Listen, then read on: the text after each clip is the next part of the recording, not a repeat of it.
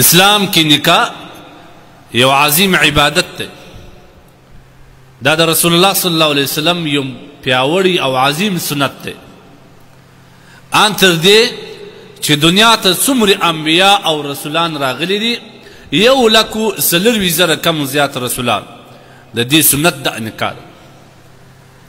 حضرت ایوب انصاری رضی اللہ عنہ روایت تی وی نبی علیہ السلام فرمائل اربع من سنن المرسلین سمری مرسلان او انبیاء چی دنیا تا راغلی دی سلور سنت دا دی طول عادت او سنت و سلور شان یو دا سلور شان سخ حیا دا زک حیا و پاک دامنی دا طول انبیاء و سنت دا او دویم خوشبو لگول عطر لگول یو خمر دا سی عطر لگو خلقو تا تکلیف پر رسو بازار کی چا سمری ارزانی چې بیا کله جماعت ته ننوځي خلک ټول سره زکام سي ټول ته به ځای د دې چې خوند ورکړي مسلمان ته اذیت او تکلیف رسېږي دا عطر لګول جایز نه دي عطر چې عطر وي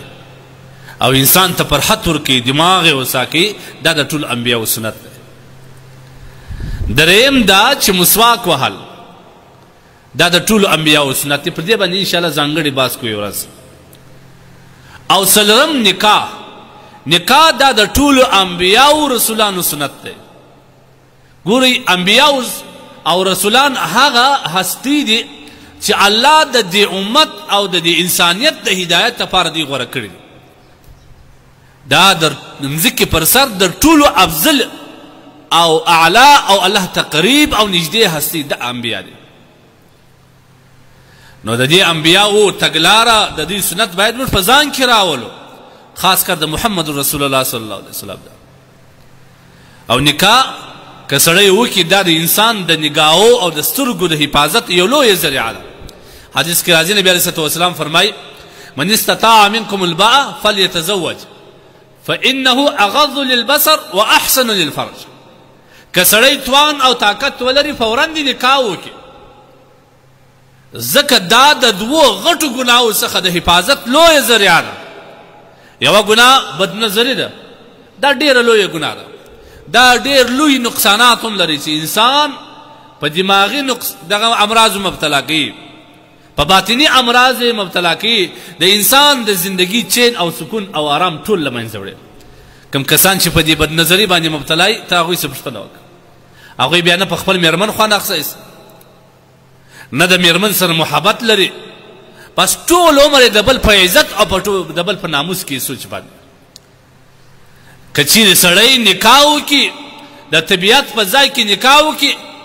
د دغه سړي اوله ګټه دا ده چې الله سبحانه وتعالی دی د ګناه کبیره څخه دی محفوظه کوي چې هغه بدنظري ده دویمه د ګناه کبیره چې کوم ده چې د نکاح په ذریعه د انسان څخه پاتېږي او انسان څخه د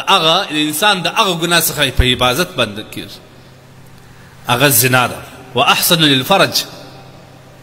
ځکه نبي علیه السلام وایي که په تاسو کې څوک استعداد او توان او طاقت ولري نو فورا نکاح وکړي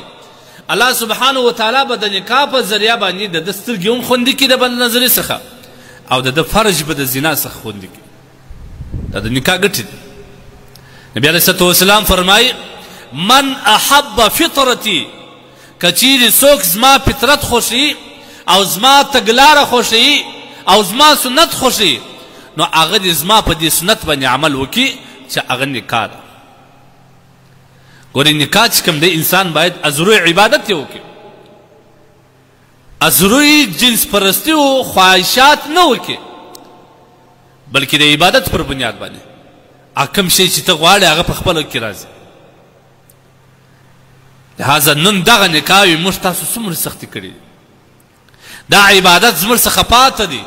د رواجو په خاطر باندې د رسوماتو په خاطر باندې د بېځایه قیود او شرایطو د لګولو په خاطر باندې زموږ ځوانان ورونه او ځوانان خوندې نور په کور کې ناست دي علیاذ بالله موږ د نکاح دروازه بنده کړه د زنا دروازه مې خلاص کړه په کور کې مې یو ځل خو د قریبانو دروازه را خلاص کړه دا د ماما زوی دی دا د خاله زوی دی دا د اکا زوی دی دا د پلانکي اخ دی دا د پلانکي د ماما زوی دی دلته موږ بې پردګي شروع کړه او بل طرف ته مې نکاحوې سختې کړې، ولورونه مې لوړ کړله، شرطونه مې زیات کړل، رسومات مې زیات کړل، پابندۍ مې ولګولې، رواجونه مې زیات کړل، نو بیا به خود علیاذ بالله زموږ په معاشره کې د زنا دروازه خلاصېږي.